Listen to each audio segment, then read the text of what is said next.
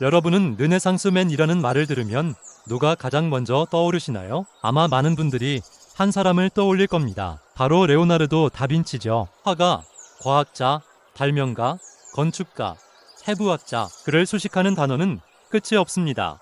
하지만 우리가 아는 천재 레오나르도의 모습 뒤에는 사실 평생에 걸쳐 자신을 증명해야만 했던 한 남자의 치열한 삶이 숨겨져 있습니다. 오늘은 위대한 예술가를 넘어 끊임없이 배우고 탐구했던 영원한 학생 레오나르도 다빈치의 삶을 통해 우리 인생에 적용할 수 있는 깊은 통찰과 교훈을 함께 나눠보려 합니다. 1452년 이탈리아의 작은 마을 빈치에서 레오나르도는 사생아로 태어났습니다. 당시 사회에서 사생아라는 신분은 정식 교육을 받거나 의사, 법률가 같은 전문직을 갖는데 큰 제약이 따르는 족쇄와도 같았죠.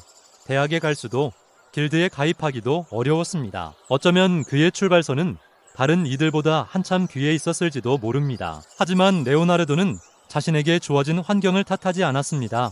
오히려 그는 세상 모든 것을 자신의 스승으로 삼았죠. 정규 교육을 받지 못했기에 그는 세상에 대한 순수한 호기심을 잃지 않을 수 있었습니다. 하늘을 나는 새를 보며 비행의 원리를 궁금해했고 흐르는 물을 보며 유체 역학을 떠올렸습니다. 시체의 근육과 뼈를 해부하며 인체의 비밀을 탐구했고 식물의 인맥을 관찰하며 자연의 패턴을 발견했습니다. 그의 전설적인 노트에는 이런 말이 적혀 있습니다.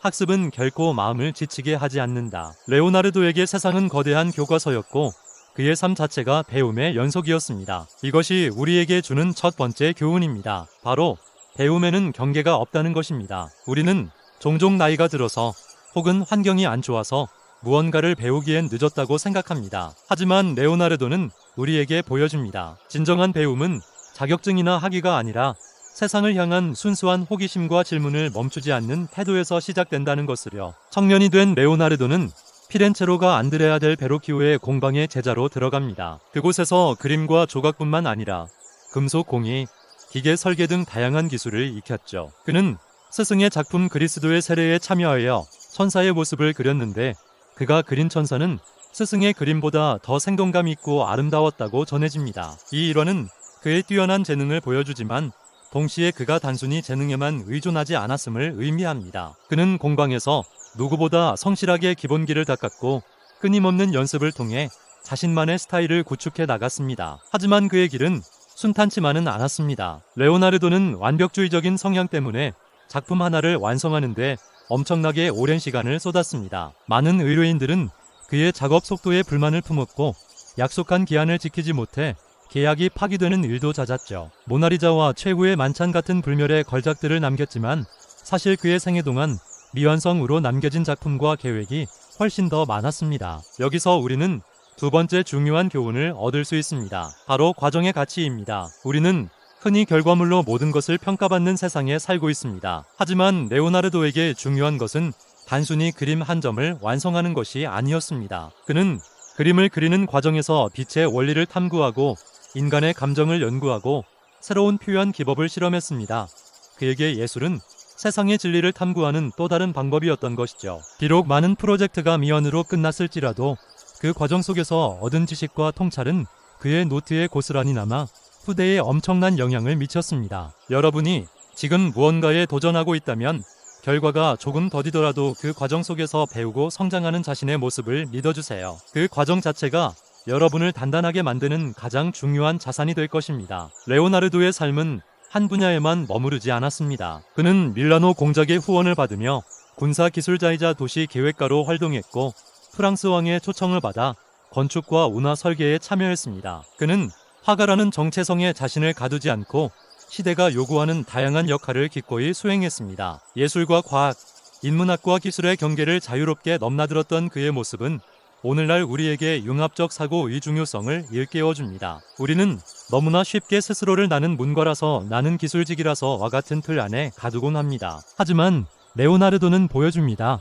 위대한 혁신과 창의성은 서로 다른 영역이 만나는 지점에서 폭발적으로 일어난다는 것을요. 그의 해부학 지식은 인체 드로잉을 한 차원 높은 경지로 끌어올렸고 기하학에 대한 이해는 그의 그림에 완벽한 구도와 언근감을 부여했습니다. 이것이 우리를 위한 세 번째 교훈입니다. 여러분의 전문 분야에만 갇히지 마세요. 전혀 다른 분야의 책을 읽고 새로운 사람들을 만나고 낯선 경험에 도전해보세요. 그렇게 연결되고 확장된 지식과 경험이 남들은 생각하지 못하는 당신만의 독창적인 아이디어와 해결책을 가져다 줄 것입니다. 사생아로 태어나 제도 교육의 혜택을 받지 못했지만 세상 모든 것을 스승으로 삼아 배움을 멈추지 않았던 사람. 수많은 프로젝트를 미완으로 남겼지만 그 과정 자체를 통해 인류의 지평을 넓힌 탐험가. 그리고 예술과 과학의 경계를 허물며 시대를 초월한 통찰력을 보여준 천재. 레오나르도 다빈치의 삶은 우리에게 말합니다. 당신의 시작이 어떠하든 어떤 환경에 처해 있든 배우고자 하는 열정과 세상을 향한 호기심만 있다면 당신의 가능성은 무한하다고 말입니다. 완벽한 결과에 대한 압박에서 벗어나 과정의 즐거움을 누리고 그 안에서 성장하는 자신을 발견하라고 격려합니다. 그리고 당신이 가진 지식의 경계를 넘어 끊임없이 새로운 것을 탐험하고 연결할 때 비로소 당신만의 위대한 작품을 완성할 수 있을 것이라고 이야기합니다. 오늘 여러분의 마음속에도 잠들어 있는 레오나르도 다빈치를 깨워보는 것은 어떨까요? 여러분의 삶이라는 도화지 위에 어떤 멋진 그림을 그려나가고 싶으신가요? 오늘 이야기가 여러분의 삶의 작은 영감이 되었기를 바랍니다. 영상이 마음에 드셨다면 구독과 좋아요 부탁드립니다. 감사합니다.